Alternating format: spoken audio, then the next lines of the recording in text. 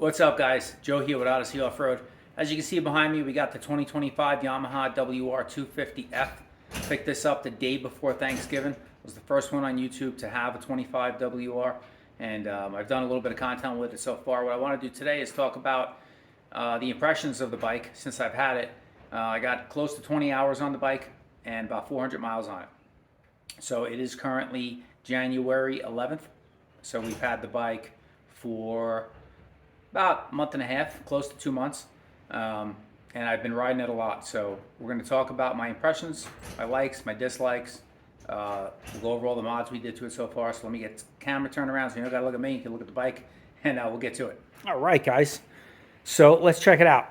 We'll talk about the mods we did, and then we'll talk about how the bike's holding up, ease of maintenance, stuff like that. We'll talk about changes from the 24s to the 25s. Let's address that stuff first, the changes from the 24 to 25. That's the question I get most. And I think because there's so much mixed review in terms of people that want to use this bike for trail riding and riding slower. Starting in around 2021 model year, the bikes were, from what people say, I've never ridden one, but from what a lot of the people say about them was they were very, very close to the YZ250F. And there's a reason why. Yamaha has 3 different models, 250Fs. They have 2 YZs, and they have the WR. So you have the YZ250F, which is your motocross bike. And if you're just trail riding, you should never buy a motocross bike because it's just not set up for that. It's too hot. The suspension's too stiff. It's not meant for off-road. It's meant for, hitting tabletops and doubles, and sending it. Then you have the YZ250FX. That's an off-road GNCC hair scramble type bike. And then you have the WR250F, which is supposed to be your enduro trail bike. Now, people complained a lot that all 3 bikes were too close.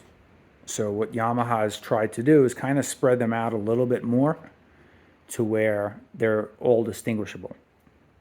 And I would say, based on my experience with this bike, they've succeeded in doing that. Now, I don't have experience with the 21 through 24 model, but just based on what I'm hearing online and what people say about them, I don't experience any of those negative effects with this bike. The suspension is a little bit stiff, but it's not stiff in a bad way, and we'll talk about that in a minute. And the bike is very, very fast. It's very lively. But now here in US and Canada, for 2025, and this is one of the big changes, is you get a map switch. You also have the communications box installed already, so you can use the PowerTune app. The only thing you do not get with the WR is you don't get the unlocked competition ECU. So you have the PowerTune app, but that can only turn on and off traction control and traction control levels, and then re-upload the map with different traction control levels that you may want. From the factory, you get a hot map and then a tamer map. So this is your map button. When you click that and the little blue light is on, that's your tamer map. That's map 2. Map 1 is the hotter map. And I will tell you there is a difference between the 2 maps. I typically ride in the tamer map, and that coupled with the G2 throttle tamer makes this bike very, very good at going slow. I don't ever have flame out issues. So I don't know how the tuning is on the tamer map, but I would imagine it's a little bit more fuel at the bottom.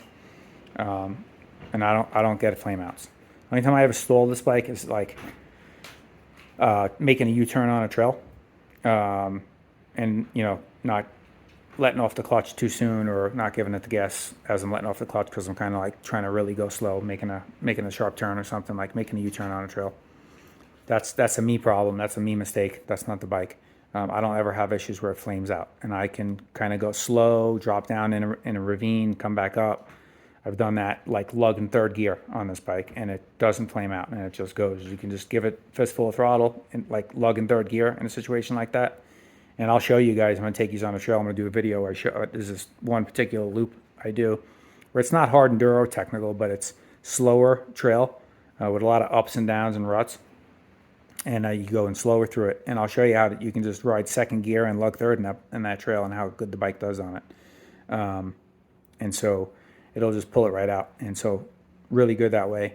So that's been a good change having that on the WR now. The gauge cluster is awesome on this thing. I'll wake it up and show you this. So you have two buttons. The bottom button here, you see your speedometer.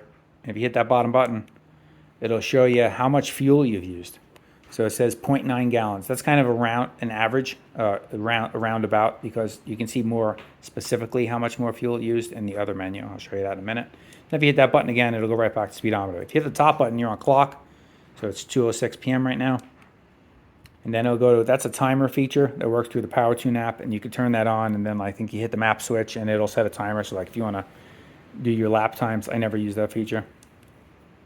That'll show you, so it says 0.87 gallons of fuel I've used since I took the bike out on my last ride, and you'll see how good fuel efficient it is. So it says I've used 0.87 gallons, and I can tell you that's dead on accurate. I've checked it every time I fill up, how much gas I put in the bike, and then I reset that, and it uses just almost dead on how much it says I'm using. So it's really accurate in that regard. The bike's got 393 hours on it right now. And that's what I did. That was my last trip. I did 49.3 miles, and I used 0.89 gallons of gas. So that's better than 50 miles per gallon I'm getting on the bike. So you see the gauge cluster is nice, and that's why I like the WR, because you have all that stuff and all that information there. And I think that's handy for a trail bike, for a bike that you're going to use trail riding. So we'll shut it off. If you press and hold the off button, it'll turn off the electronics so you don't kill your battery, or else it'll stay on for a couple of minutes. The other big change for 25 is you have a different airbox. It's more of the high flow airbox from previous years, like the GYTR airbox kind of comes standard now on the 25s. You don't know, gone are the days with the big snorkels for the air intakes in the front. Those are gone, and the plastics are brought in. So the whole front is like almost 2 inches narrower. I think they said it's like 1 3/4 inches or so narrower in the front, and it's drastically different. I had this next to my buddy's 2015, and the 2015 is way fatter up here up front than this bike is. So it's definitely significantly noticeable. Also in 25, they supposedly changed the valving and forks, made it a little softer. And same goes for the shocks, different shock settings, and different suspension valving. What else? For 2025, it's an all new frame. It's the same frame and chassis and all the updates they did for the 2024 YZ. Only thing internal motor-wise, and the same exact motor as the YZ 250f, is it's got a fatter timing chain than previous years. And that's the same changes that the motocross bike got. In terms of upgrades and things I've done to it, we'll address this one first because everybody asks me about that in other posts and stuff I made about the bike. This is just a piece I got off Amazon. It just replaces the bottom cover on your taillight with this one. You take the 3 screws out of the taillight cover on the bottom, and then this one goes on, and it's got the extra piece that comes off that holds your license plate. So other mods we did, we got the Acerbis frame guards, which is a must, I think, because you have the bare aluminum frame, which cleans up nice. I just washed it, and you'll see how nice it is. But you have no grip here to squeeze the bike with your boots, so that's kind of a must. We did those. And what else did we do down here? Nothing else down here. Moving up, you'll see obviously the gut seat. This is the biggest improvement on the bike. The stock seat is hard as a rock, and it's really narrow. Because 25, so the change they made is they actually made the seat like a rounder and narrower. So if you're doing a lot of sitting, and this is a WR, it's a trail bike. I'm riding it on the trails. That's why I bought it. And I do long trail rides, as you could tell by my last ride was 50 miles. So I'm sitting down for good sections of it, and my rear end was killing me on the stock seat. So this is the Guts Racing. I have a full video on this seat, comparing it to the stock seat and talking about it more, but it is the wider seat, so it gets rid of that narrow roundness in the middle, and it gets you a little wider platform to distribute your rear end, and it's the soft foam. So you got soft foam and a wider seat, and it's really, really comfortable. Highly recommend. Standard height, soft foam, extra wide. That's what I got. Moving forward, I got the Acerbis wraparound handguards. I like the wraparounds because it saves the bike if you drop it, and I haven't dropped this bike yet, thankfully, but my previous bikes I did drop many times, and I had these same wraparound handguards on those, and they hold up awesome, and they save your bike. So grips too. We did Rogue, ODI Rogue grips, super soft and gummy, really save your hands. I like those. We have the G2 throttle tamer. You'll see the red in there on the throttle tube. And that's the G2 throttle tube, and it's the tamer. So what the G2 throttle tamer tube does is has a different cam design on the end where the cables go. So basically when you roll into the throttle, the first third to first half throttle, it just eases into the throttle a little bit softer than it being like a light switch and on and off. So it takes a lot of that abruptness off. So if you're doing a little bit more technical stuff and going slower, if I ride up higher in a gear and that throttle tamer and on the soft map, I can just pick my way through stuff, no problems. It's not twitchy and touchy. So really, really good improvement. And really, that coupled with the map switch and having the tamer map on really makes a world of difference. The bike's terrific that way. Other mods we did, just for aesthetics, obviously, we did the KYB fork decals. Just to add a little something, got to represent too. That's got to add at least 5 horsepower, I'm told. So, and it's like a full suspension reval if you get those stickers on there. So you don't even need to touch the forks now. Beyond that, oh yeah, I might as well address this. You guys are probably going to ask me. This is just on here because my last ride, I was basically going out and exploring every nook and cranny in the desert by my house, like every little offshoot trail. I was just checking out everything. So I had my phone in here with Onyx Offroad running, and just to kind of check out, and explore the trails I was doing. This just comes right off. You untwist it. This is the cheapy phone holder I got off Amazon. Everybody always asks about this because they've seen it on my quads and stuff too in the past. It's the same one. I can just transfer it off and put it on anything. That's really it in terms of modifications. I didn't do an hour meter because it has the power tuner app, like I said, and that keeps track of your hours.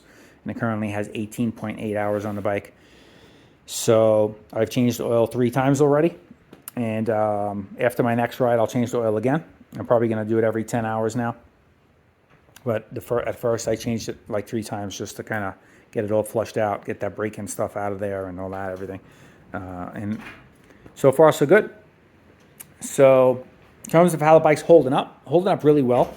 You'll see the plastics are nice.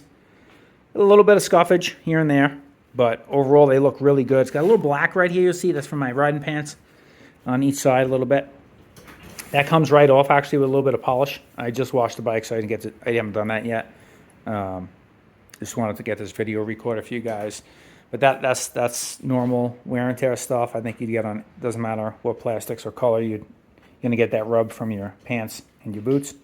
But it does come right off with a little bit of polish, auto polish. I like the looks of the bike. I like all the blue. I thought about maybe getting some graphics for the number plates here. Maybe doing a number and some. I don't know. We'll see. But right now, she looks nice. I like all the blue. Going back to the suspension, we'll talk about that here for a minute. I have the fork settings, standard fork settings out of the box are 11 clicks out on the compression, and it's nice. 2025, you get the hand clickers now. No more. Gone are the days where you gotta, weasel a screwdriver down there, and you don't have to even have that on the trail. You just stick your fingers down there and rotate them, and you're golden. I have them at 15 clicks out instead of 11, so it's an additional 4 clicks out, and rebound standard setting still, and it's good. And the shock, I have the high speed at standard setting, and the rebound 1 click faster, and I have the slow speed compression, softer, an additional 4 clicks. So I'm 15 clicks out on that, and I'm 15 clicks out on the fork compression.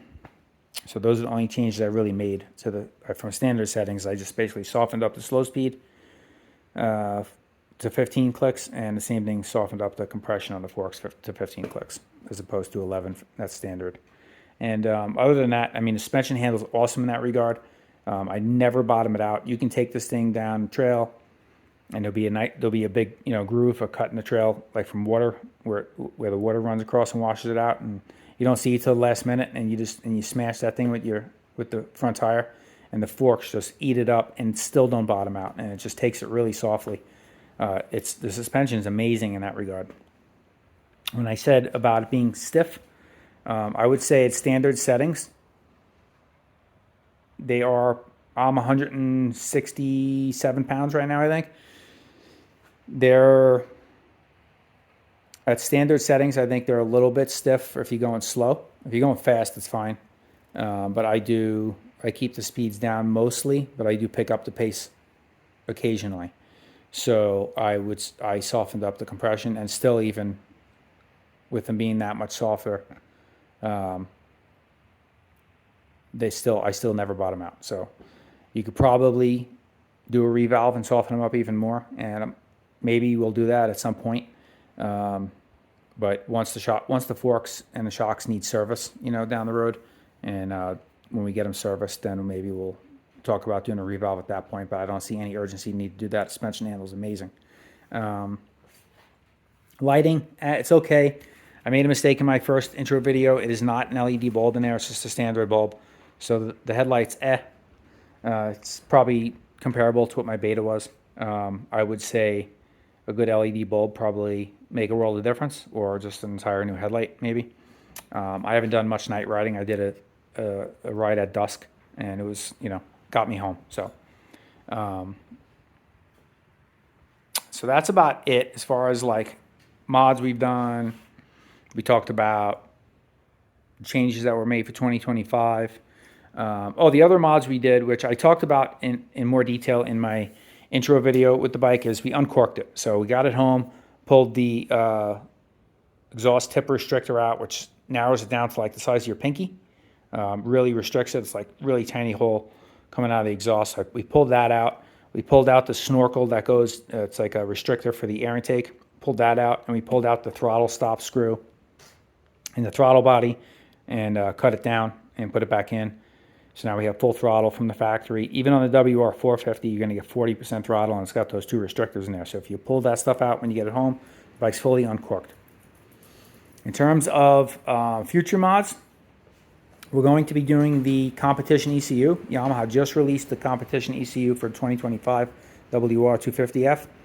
So that is available now, so we'll get that so we can make some custom mapping for ourselves, and we'll have like a really, fuel-heavy, torquey map on one, and then like a really hot map on another, and we'll have a real drastic difference between the two maps. So we'll do something like that. And I want to do an FMF slip-on silencer on the bike, just give it a little more sound. Not really for power, but just for sound, honestly. And weight. The FMF silencer is a little bit lighter, so you'll save a couple pounds in that way. The bike is an absolute screamer. It will scream with the best of them, but it also is perfectly happy with riding slow on the trail, and that's what I love about this bike right now. Very happy with the purchase in that regard. That was again a complaint with the US models specifically, without having the ability to have a map switch and all that stuff.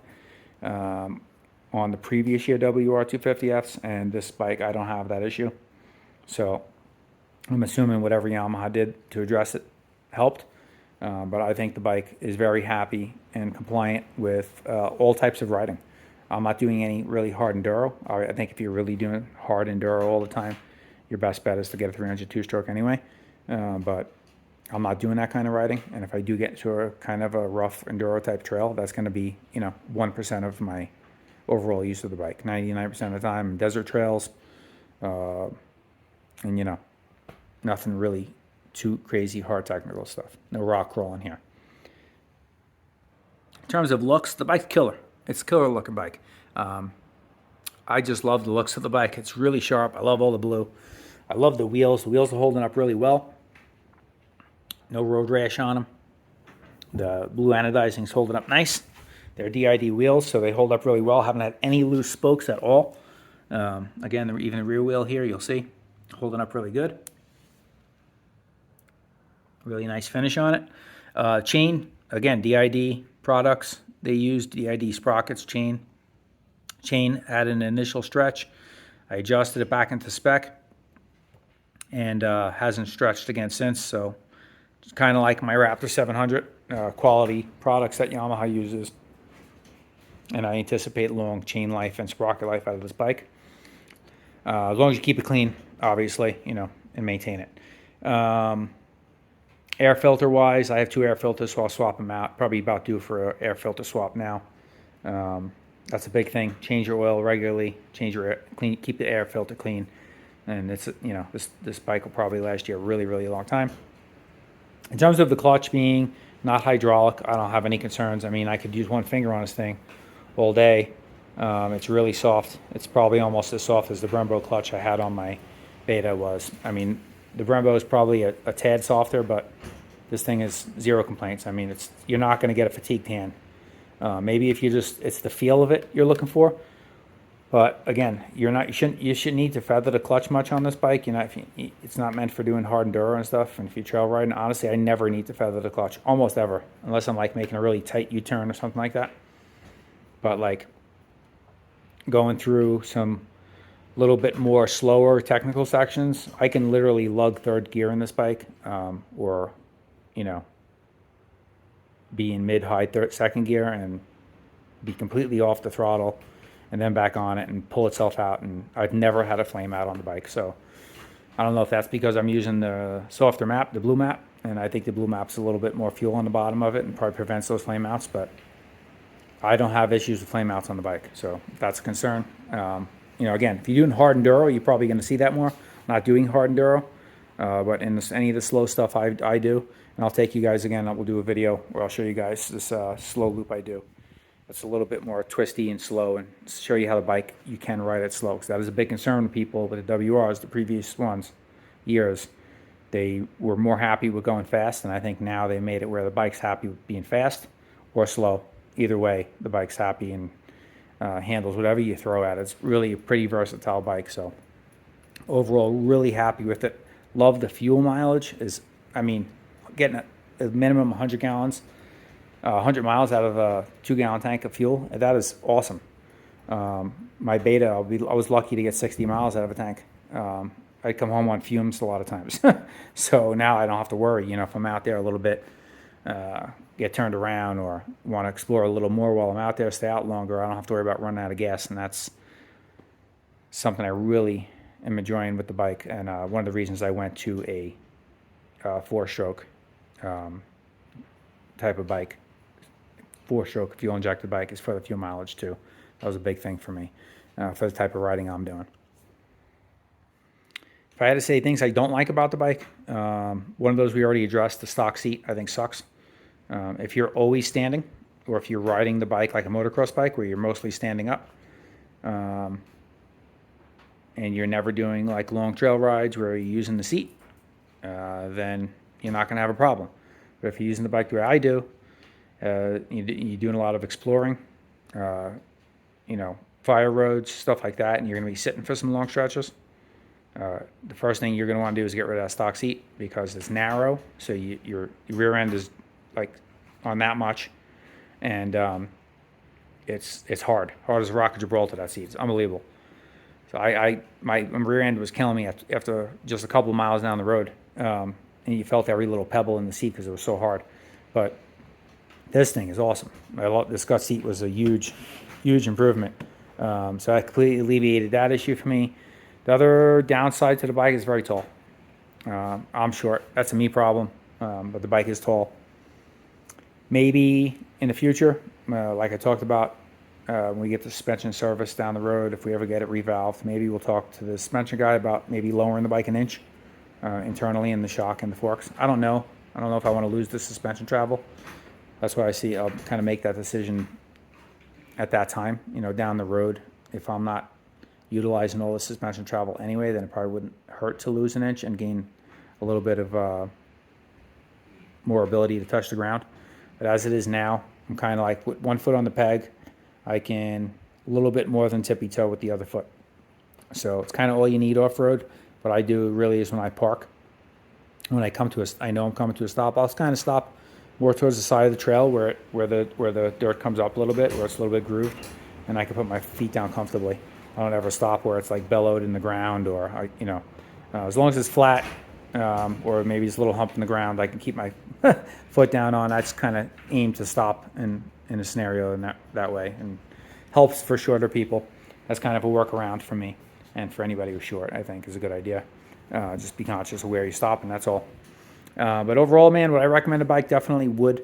I would think I'm the only one with the 2025 WR250f on YouTube. I know I for sure was the first, because there was absolutely nothing other than AI robot generated videos of the Yamaha's release commercial of it, just regurgitating information in AI. I think I'm the only one who's done WR250f content for 2025 model year. And we got more to come. So I appreciate you guys that have subscribed to the channel because of this bike, and it's been a ton of years, and I appreciate that. Got plenty more stuff coming on it. We're going to talk about, I'm going to make another video talking about why I bought this bike versus some other bikes that maybe it's in the market compared to. So if you're kind of thinking about, like, you know, some Huskies or KTM, some Betas, even some Kawasaki's and Hondas, we're going to talk about that. And also too, there's another bike that Yamaha makes that is very comparable to this bike, and that's the YZ250FX. And for those of you who don't know, that bike and this bike is much more closer related than you may think. It's actually an almost identical bike with a couple minor changes, and we'll talk about those in a future video. But this one I'm going to cut short here. Not cut short, we've probably been rambling for about a half hour already, but we'll cut you off here. I just wanted to make this bike kind of a review on the bike at 20 hours and 400 miles. And moving forward, we'll talk about some other things compared to other bikes in a different video. And then we'll do another ride review video on, you know, how good the bike is in slower stuff, and show you guys firsthand how the bike performs in that regard. But again, this is Joe with Odyssey Off-Road. I appreciate all you guys who have subscribed because of the WR250F. I'm very happy with the bike. If you're going to go out and grab one, go do it. Go see my boy, Cochise Motorsports, Pablo. Hit him up. Tell him Joe from Odyssey Off-Road sent you. Actually, one of you guys here just hit me up recently and said that you actually went there and bought the same exact bike, and that they hooked you guys up. And just like I mentioned you guys in my other videos, they definitely will. They're awesome people there, and they'll give you guys great deals. So go see them. Cochise Motorsports in Sierra Vista, Arizona. They're an unbelievable customer service, and if they have what you're looking for, they will give you probably the best price you're going to get anywhere else. So smash that thumbs up button if you liked the video, guys. Subscribe if you haven't. I don't know what you're waiting for. Giving out free subscriptions for 2025. So this is Joe at Odyssey Off-Road. Catch you guys out on the next one.